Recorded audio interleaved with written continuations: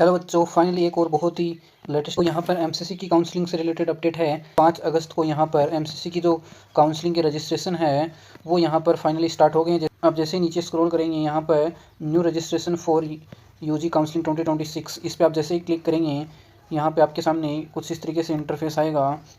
तो अगर आपने यहाँ पर अभी तक रजिस्ट्रेशन नहीं किया है तो आप न्यू कैंडिडेट रजिस्ट्रेशन पर क्लिक करके अपनी इन्फॉर्मेशन यहाँ पर फिल करके अपना रजिस्ट्रेशन कर सकते हैं। अगर आपने फिल किया है तो आप कुछ इस तरीके से यहाँ पर अपना डिटेल भर के अपना लॉगिन कर सकते हैं, साइन इन कर सकते हैं।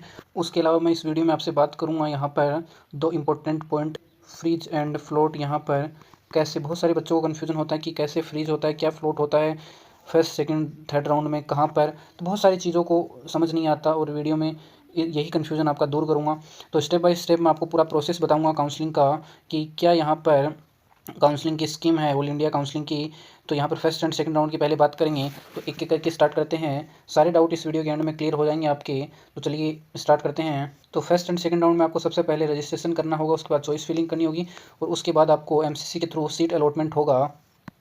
उस सीट अलॉटमेंट जैसे ही एमसीसी के थ्रू होगा आपके यहाँ पर पास 2 ऑप्शन होंगे, या तो फ्रीज का ऑप्शन होगा या फ्लोट का ऑप्शन होगा और यहीं से पूरा काउंसलिंग प्रोसेस स्टार्ट होता है। अब यहाँ पर आपके पास 2 ऑप्शन आ जाते हैं, या तो आप फ्रीज करो या फ्लोट करो। तो अगर कैंडिडेट को अगर सीट पसंद आ गई है और उसको फर्दर अपग्रेडेशन नहीं चाहिए तो यहाँ पर वो अपना फ्रीज कर सकता है। आपको अपग्रेडेशन नहीं चाहिए और वो फ्रीज ऑप्शन सेलेक्ट करेगा और उसको यहाँ पर डॉक्यूमेंट्स जो हैं वो अपलोड करने पड़ेंगे एमसीसी के पोर्टल पे, और जो उसका इंस्टीट्यूट होगा वहाँ पर उसको फिजिकली रिपोर्ट करना होगा एडमिशन के लिए।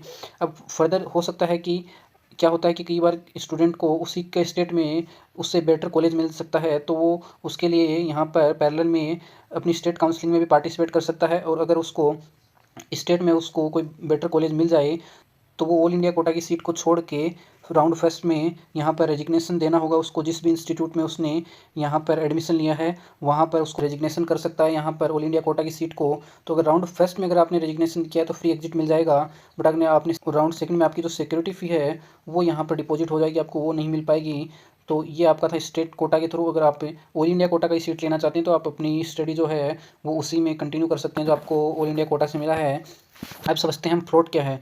तो फ्लोट ये है कि अगर आपको कोई सीट मिल गई है और वो सीट आपको पसंद नहीं आई है तो आप अगले राउंड में बेटर कॉलेज या जो आपका बेटर आपके पास हो या आपको जो भी प्रीफर करना हो उसके लिए आप अपग्रेडेशन चाहते हैं तो आप फ्लोट चुनेंगे। और यहाँ पर होता है कि ये आपके पास सीट जो अभी मिल रही है इस टाइम फ्लोट से पहले, तो ये आपके पास रहेगी।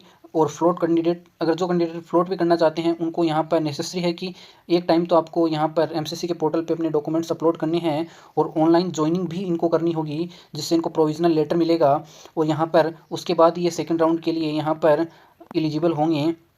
और उसके लिए अगर बीच में स्टेट की काउंसलिंग चल रही होती है मान लो, तो अगर आपको बेटर सीट मिल जाए स्टेट वाली तो आप यहाँ पर ऑनलाइन रेजिग्नेशन दे सकते हैं। जो आपने यहाँ पर अगर ऑल इंडिया कोटा के थ्रू कॉलेज लिया है तो ऑनलाइन सबमिट हो जाएगा ये रेजिग्नेशन। और यहाँ पर भी सेम यही है कि आप राउंड फर्स्ट में फ्री एग्जिट है और सेकंड में आपकी सिक्योरिटी फ़ी जो है वो डिपॉजिट हो जाएगी। और यहाँ पर अब देखिएगा अगर मान लो सेकेंड राउंड की बात करें, अब मान लो यहाँ पर आपको राउंड 2 जो है वहाँ पे 3 पॉसिबिलिटी हो सकती हैं। या तो आपको न्यू सीट यहाँ पर अलॉट हो जाए और या जो प्रीवियस जो सीट थी वो ही रहे, या आपको अपग्रेडेशन वाली जो सीट है वो मिल जाए। तो सेकंड राउंड में जो कैंडिडेट है वो यहाँ पर उसके बाद भी अगर आपको ये तीनों में से भी कुछ हो गया तो आप से थर्ड राउंड के लिए यहाँ पर अपग्रेडेशन के लिए लगा सकते हैं। उसके बाद आइए समझते हैं थर्ड राउंड में क्या है। अब थर्ड राउंड में यहाँ पर जो है यही सबसे इम्पोर्टेंट राउंड होता है। अब क्यों होता है देखिएगा, क्योंकि यहाँ पर रजिस्ट्रेशन और चॉइस फिलिंग जो है वो दोबारा से होती है। यहाँ पर 3 टाइप के स्टूडेंट होते हैं, या तो कोई फ्रेश अलॉटमेंट जिसने यहाँ पर फ्रेश रजिस्ट्रेशन किया है वो, या राउंड फर्स्ट या राउंड सेकंड की जो रिटेन सीट है वो, या किसी की जो फ्लोट की हुई थी राउंड फर्स्ट या राउंड सेकंड में वो अपग्रेड हो गई है। इन सभी में फिजिकल रिपोर्टिंग करनी होगी। अब ये इंपॉर्टेंट क्यों है थर्ड राउंड, तो देखिएगा इसमें क्या होता है कि अगर आपको कोई सीट मिली है तो उससे आपको ज्वाइन करना ही पड़ेगा। अगर आप ज्वाइन नहीं करते हैं तो आपकी जो सिक्योरिटी डिपॉजिट है वो यहाँ पर जब्त हो जाएगा और आप फर्दर आगे की काउंसलिंग में पार्टिसिपेट नहीं कर पाएंगे। और राउंड 3 जो है यहाँ पर उसके बाद यहाँ पर रेजिग्नेशन अलाउड नहीं होता है। तो ये था पूरा फ्रीज एंड फ्लोट का जो भी था, मैंने आपको अच्छे से समझा दिया है कि यहाँ पर ऑल इंडिया कोटा की काउंसलिंग में क्या फ्रीज है क्या फ्लोट है यहाँ पर। तो ये आपका फ्रीज एंड फ्लोट। अगर आपको फिर भी कोई डाउट हो तो आप कमेंट सेक्शन में पूछ सकते हैं।